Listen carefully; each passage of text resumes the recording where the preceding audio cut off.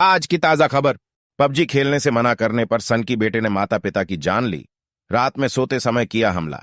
झांसी शहर में एक सन की बेटे ने शुक्रवार की देर रात को अपने कमरे में सो रहे शिक्षक पिता और मां को लोहे के तवे और डंडे से पीट पीट कर मार डाला। परिवार के लोगों का कहना है कि युवक पबजी गेम के मकड़जाल में फंसकर अपना मानसिक संतुलन खो बैठा था। वह बीते दिन भी मोबाइल पर गेम खेल रहा था। गुस्साए पिता ने उससे मोबाइल छीना और घर में छुपा दिया। उस वक्त तो युवक नाराज होकर अपने कमरे में चला गया, लेकिन देर रात को उसने सोते मां बाप पर हमला कर दिया। बंगरा निवासी लक्ष्मी प्रसाद झा 58 पलरा स्थित प्राथमिक विद्यालय में प्रधानाचार्य थे। वह अपनी पत्नी विमला 55 और इकलौते बेटे अंकित 28 के साथ पिछोर में रहते थे।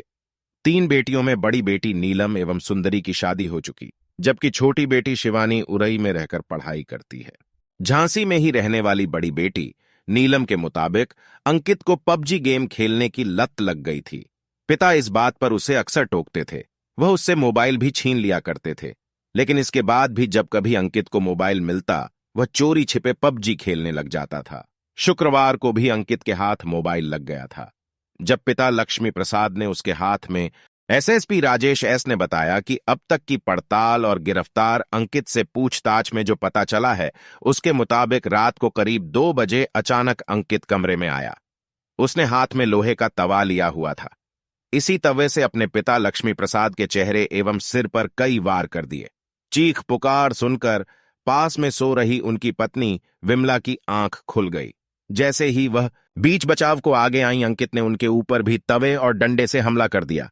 मां विमला भी खून से लथपथ होकर वहीं पर गिर पड़ी।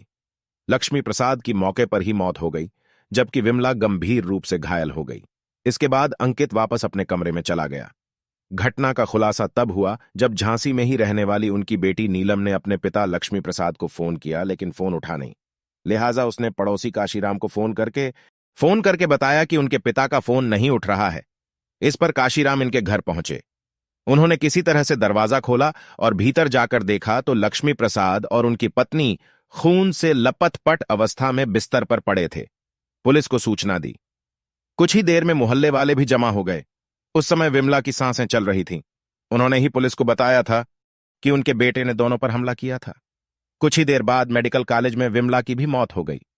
पुलिस ने घर से ही आरोपी युवक अंकित को गिरफ्तार कर लिया है।